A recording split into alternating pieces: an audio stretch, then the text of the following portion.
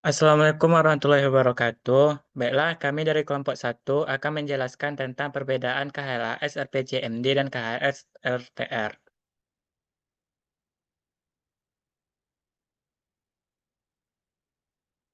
Yang mana anggota kelompok kami yang pertama ada Izatur Rahman Nasution dengan BP 1022, ada Zulhiana Wima Putri dengan BP 1005, ada Intan Khairunisa dengan BP 1011, ada saya sendiri Empaldo Rama dengan BP 1014, dan ada Sania Lovri Maharani dengan BP 1016, dan terakhir ada Putri Delia dengan BP 1018. Baiklah, untuk materi pertama saya akan menjelaskan tentang KHLS RTR, yang mana peraturan terkait KHLS RTR terdapat dalam Permen Agraria dan Tata Ruang Kepala Badan Pertahanan Nasional Republik Indonesia nomor 5 tahun 2022. Next. Yang mana untuk tujuan umum dari KHSRTR adalah untuk mempromosikan aspek keberlanjutan dalam perencanaan ruang atau wilayah yang dilakukan bersamaan dengan proses perencanaan itu sendiri dan disesuaikan dengan perkembangan pembangunan wilayah. Dalam penataruaan sendiri dilakukan dengan mengendapkan prinsip adaptif, yaitu harus sesuai dengan konteks wilayah dan regulasi. Sasaran dari KLHS-RTR sendiri yaitu untuk menghasilkan laporan KLHS yang mendokumentasikan proses dan hasilnya diintegrasi dengan rancangan akhir review Perda RT/RW. Next. Berikut adalah integrasi pembuatan dan pelaksanaan KLHS dengan proses penyusunan RTR. Dapat dilihat bahwa untuk yang perpanah timbal balik itu merupakan dilakukan secara integrasi, di mana untuk tahapan persiapan dapat diintegrasi, untuk pengumpulan data dan informasi terintegrasi dengan identifikasi isu, dan untuk pengolahan data analis, dan untuk perumusan konsepsi RTR juga bertimbal balik dengan beberapa tahapan dalam pelaksanaan KHLS. Dan untuk penjaminan kualitas KHLS sendiri dapat dilakukan sekaligus sesuai dengan ketentuan peraturan dan timbal balik dalam penyusunan integrasi antara KHLS dengan penyusunan RTR. Next. Berikut adalah tahapan tentang tata cara pengintegrasikan KHLS dalam penyusunan rencana tata ruang. Yang pertama yaitu pada tahap persiapan, yang mana untuk tahapan persiapan ini terdiri dari dua, yaitu untuk penyusunan tim penyusun yang terdiri dari penyusunan RT, RW, dan Pokja atau kelompok kerja KHS. Yang kedua itu penyelarasan KAK. Dalam tahapan persiapan ada penyelarasan metodologi yang meliputi yang pertama tuh kajian awal data sekunder, yang kedua ada penyelarasan kebutuhan data dan informasi, yang ketiga itu pemberian kepada publik tentang informasi penyusunan RT, RW, dan KHS. Dan identifikasi dan penentuan pemangku kepentingan dalam tahap persiapan itu diawali dengan pemetaan pemangku kepentingan berpengaruh dan tingkat tinggi terhadap RTR. Tahapan yang kedua yaitu pengumpulan data dan info, yang mana dalam pelaksanaan KHS dan penyusunan RTR ini terintegrasi dengan identifikasi perumusan isu pada pembuatan dan pelaksanaan KHS. Yang mana dalam pengumpulan data dan info ini mendukung 6 kajian muatan KHS. Yang pertama itu ada kapasitas daya dukung dan tampung lingkungan hidup, ada perkiraan dampak dan risiko lingkungan hidup, ada kinerja layanan atau jasa ekosistem, ada efisiensi pemanfaatan sumber daya alam, ada tingkat rentan adaptasi, dan terakhir tingkat ketahanan. Sedangkan untuk isu prioritas yang paling strategis yaitu dirumuskan berdasarkan prioritas dikonsultasikan dengan masyarakat dan pemangku kepentingan untuk pengayaan dan penajaman. Untuk yang ketiga yaitu pengolahan data dan analisis, yang mana pengolahan data dan analisis ini menjadi dasar perumusan materi muatan RTR yang terintegrasi, sehingga perlu koordinasi dalam penyusunannya. Untuk materi yang perlu diintegrasikan dalam pengolahan data dan analisis ini itu sama dengan sebelumnya, itu penentuan isu PB yang telah dikonsultasikan dengan masyarakat. Yang kedua itu penyusunan analisis. Sedangkan untuk pertimbangan penyusunan analisis ini sama dengan 6 kajian muatan KLHS. Yang keempat yaitu perumusan konsepsi RTR. yang mana perumusan konsepsi RTR ini meliputi 3 kegiatan. Yang pertama itu adalah alternatif konsep rencana dirumuskan berdasarkan prinsip optimasi pemanfaatan ruang wilayah dan mempertimbangkan hasil kajian KLHS. Yang kedua yaitu pemilihan konsep rencana. Yang ketiga itu perumusan rencana terpilih menjadi materi muatan RTR yang meliputi tujuan kebijakan, strategi penataan ruang wilayah. Yang kedua itu rencana struktur ruang wilayah, yang ketiga rencana pola ruang wilayah, yang keempat penetapan kawasan RT/RW, yang kelima arahan pemanfaatan ruang, dan yang terakhir adalah arah pengendalian peraturan zonasi. Next. Integrasi pembuatan dan pelaksanaan kajian lingkungan hidup dan strategis dalam penyusunan rencana tata ruang terdapat dalam pasal 3, di mana pemerintah pusat dan pemerintah daerah wajib membuat KLHS untuk memastikan bahwa prinsip pembangunan berkelanjutan telah menjadi dasar dan terintegrasi dalam pembangunan suatu wilayah melalui penyusunan RTR.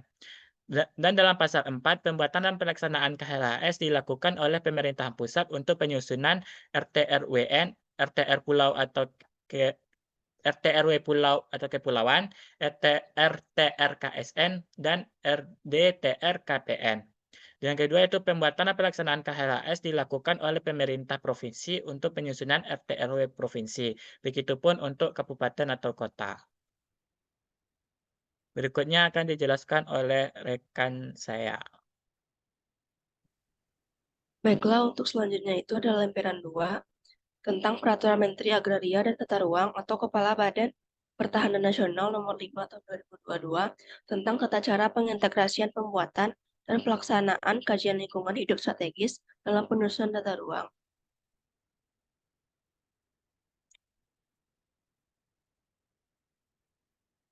Jadi yang pertama itu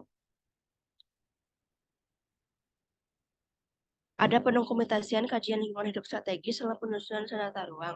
Jadi untuk menjamin kualitas pembuatan dan pelaksanaan KLHS yang terintegrasi dengan penyusunan RTR, tim penyusun melakukan pendokumentasian KLHS pada setiap tahapan pembuatan dan pelaksanaan KLHS. Hasil integrasi pembuatan dan pelaksanaan KLHS dengan proses penyusunan RTR dan penjaminan kualitas KLHS didokumentasikan ke dalam laporan KLHS yang selanjutnya dilakukan proses validasi KLHS.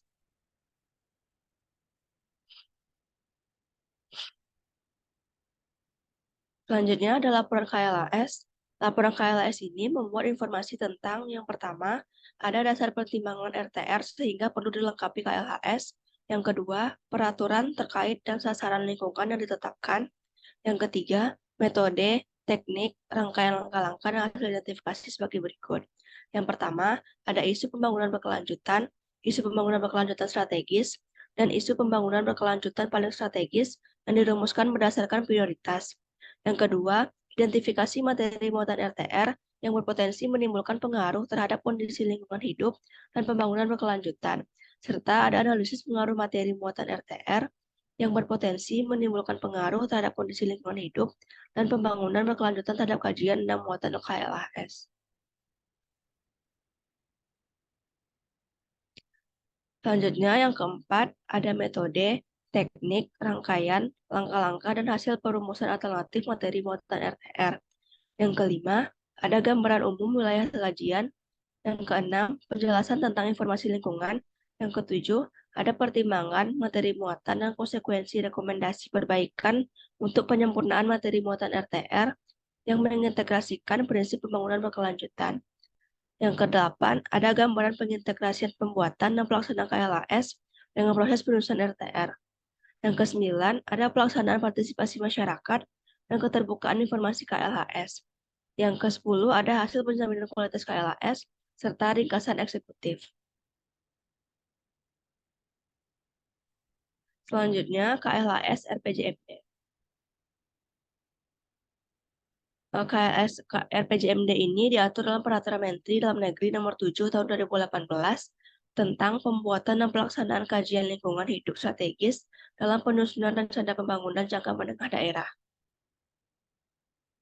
Pada Permendagri Nomor 7 Tahun 2018 tentang pembuatan dan pelaksanaan KLHS dalam penyusunan RPJMD atau KLHS RPJMD diterbitkan dalam konteks pelaksanaan TPB sebagai bagian dari upaya mensejahterakan masyarakat dengan tetap menjaga keberlangsungan sumber daya dan kelestarian lingkungan hidup.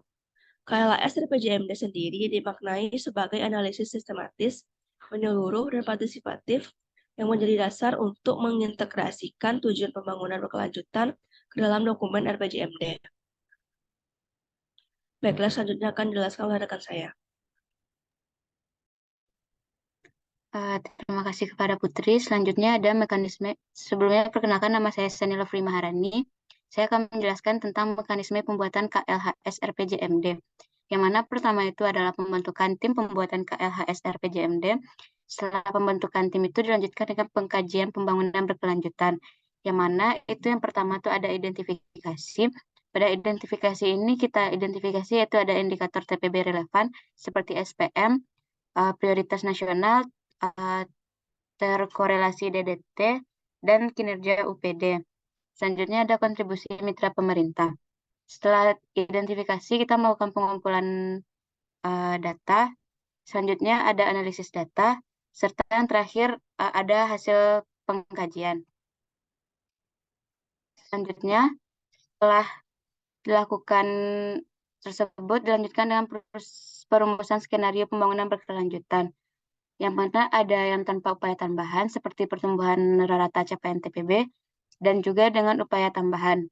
Dengan pertimbangan target tanpa upaya tambahan, target nasional, potensi, daya saing dan inovasi, DDTHLH, kontribusi mitra pemerintah, dan pertimbangan lain. Setelah itu dilanjutkan dengan pendokumentasian dan penjaminan kualitas. Seperti ada dokumen hasil, dokumen proses, dan penjamin kualitas. Selanjutnya ada tim KLHS RPJMD, yang mana yang pertama itu ada pengorganisasian. Pengorganisasian ini terdiri dari tim KLHS RPJMD ditetapkan dengan keputusan kepala daerah. Selanjutnya dikoordinasikan oleh sekretariat daerah bersama-sama dengan perangkat daerah yang membidangi perencanaan pembangunan daerah dan juga dengan perangkat daerah yang melaksanakan tugas urusan lingkungan hidup. Untuk organisasi sendiri terdiri dari beberapa unsur yang minimal terdiri dari ketua, wakil ketua tim, sekretaris tim, dan anggota tim. Selanjutnya ada pelaksanaan tugas tim dari KLHS RPJMD. Yang pertama itu ada pengkajian pembangunan berkelanjutan, yang mana ada identifikasi atau penapisan indikator TPB yang relevan, ada pengumpulan data dan analisis data yang menghasilkan proyeksi, gap, permasalahan, dan isu strategis TPB. Yang kedua ada perumusan skenario pembangunan berkelanjutan, yaitu ada perumusan dan pemilihan alternatif skenario, dan juga perumusan rekomendasi. Yang ketiga ada pendokumentasian dan penjaminan kualitas KLHS RPJMD, yaitu ada penyusunan laporan hasil, penyusunan laporan proses, dan penjaminan kualitas. Selanjutnya ada keluaran pembuatan KLHS RPJMD terdiri dari laporan induk KLHS RPJMD, ringkasan eksekutif KLHS RPJMD, dokumentasi proses pembuatan KLHS RPJMD, dan juga surat penjaminan kualitas. Yang kedua ada tata waktu, yang mana tata waktu ini merupakan pembuatan KLHS RPJMD disesuaikan dengan waktu penyusunan rancangan teknokratik RPJMD dengan batas akhir sampai pelantikan kepala daerah sesuai pada gambar berikut. Selanjutnya ada pengkajian pembangunan berkelanjutan. Yang pertama itu ada identifikasi. Identifikasi terbagi atas identifikasi indikator TPB yang relevan dan juga identifikasi kontribusi mitra pemerintah yang akan dijelaskan oleh rekan saya.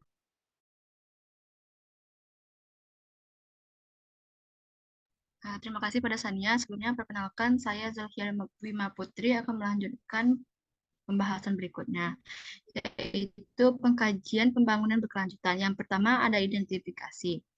Identifikasi indikator TPB yang relevan. 1.